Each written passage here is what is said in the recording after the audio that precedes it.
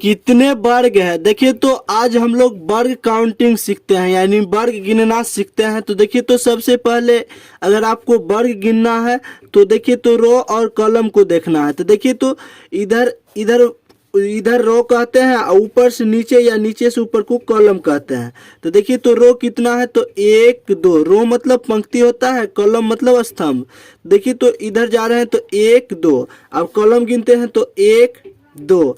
देखिए तो आपको क्या करना है, जब रो और कॉलम दोनों जब बराबर रहे तो इसके लिए क्या है, दोनों को स्क्वायर कर देना है। अब देखिए तो 1 है तो 1 का स्क्वायर प्लस यहाँ 2 है तो क्या करना है, 2 का स्क्वायर। अब देखिए तो 1 का स्क्वायर 1 प्लस 2 का स्क्वायर 4। अब देखिए तो 4 प्लस 1 तो 5, यानी कि इस आकृति में जो है वर्ग की संख्या कितना है, तो 5 हो गया।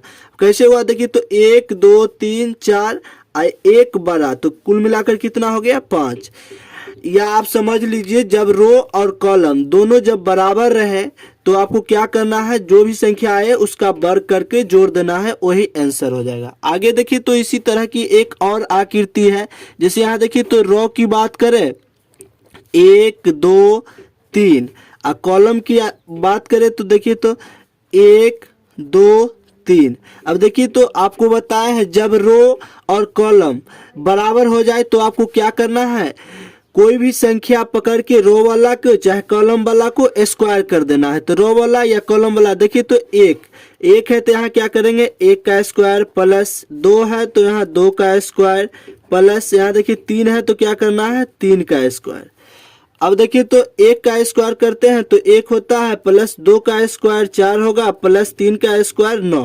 अब देखिए तो सबको जोड़ देते हैं तो 9 4 13 13 1 14, यानी कि इस आकृति में वर्ग की संख्या कितनी है, तो 14 हो गया। तो इसी तरह से अगर जब रो और कॉलम बराबर हो जाए तब आपको क्या करना है, रो को या कॉलम को पूरा लिखकर और स्क्वायर करके और उस संख्या को जोड़ देंगे तो यही आंसर निकल जाएगा।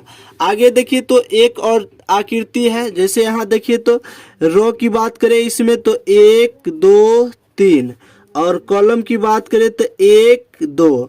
अब देखिए तो इसमें रो और कॉलम बराबर नहीं है। रो की संख्या यहाँ देखिए 3 है और कॉलम की संख्या कितना है, 2 है। तो सबसे पहले आपको क्या करना है, ऐसे ऐसे गुना कीजिए। देखिए 3 गुना 2 तो यहाँ लिखते हैं, जैसे देखिए 3 गुना 2 तो कितना हो गया, 6। अब देखिए तो अब क्या करना है, 3 गुना 2 तो यहाँ 6 हो गया। अब एक बार 2 को 1 के साथ गुना करना है तो देखिए तो 2, या ऐसे समझिए 3 गुना 2 तो 6 हो गया। अब ये 2 को 1 से गुना करना है, ये दोनों को गुना कर दिए हैं, 2 गुना 1 तो यहाँ देखिए तो 2 हो जाएगा। अभी दोनों संख्या को जोड़ देंगे, 6 प्लस 2 तो कितना हो गया, 8। यानी कि इस आकृति में वर्ग की संख्या कितनी है, तो 8 आंसर।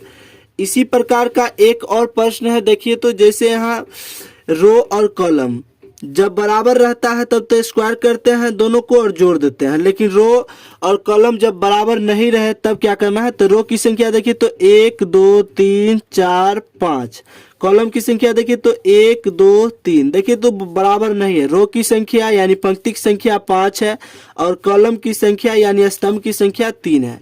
तो सबसे पहले आपको क्या करना है, देखिए तो 5 को 3 से गुना करेंगे तो 5 गुना 3 तो यहाँ कितना हो गया, 15, 5 तिया 15।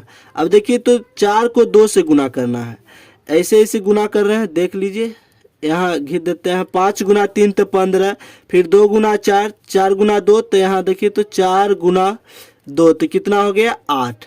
अब देखिए तो क्या करना है, यहाँ 1 बचा है तो 1 को 3 से गुना करेंगे तो देखिए तो 1 गुना 3 तो कितना हो जाएगा, 3। अब देखिए तो सबको आपस में जोड़ देंगे तो देखिए तो 15 8 को जोड़ते हैं तो ये हो जाता है 23, 23 और 3 को जोड़ेंगे तो ये 26, यानी कि इस आकृति में वर्ग की संख्या जो है 26।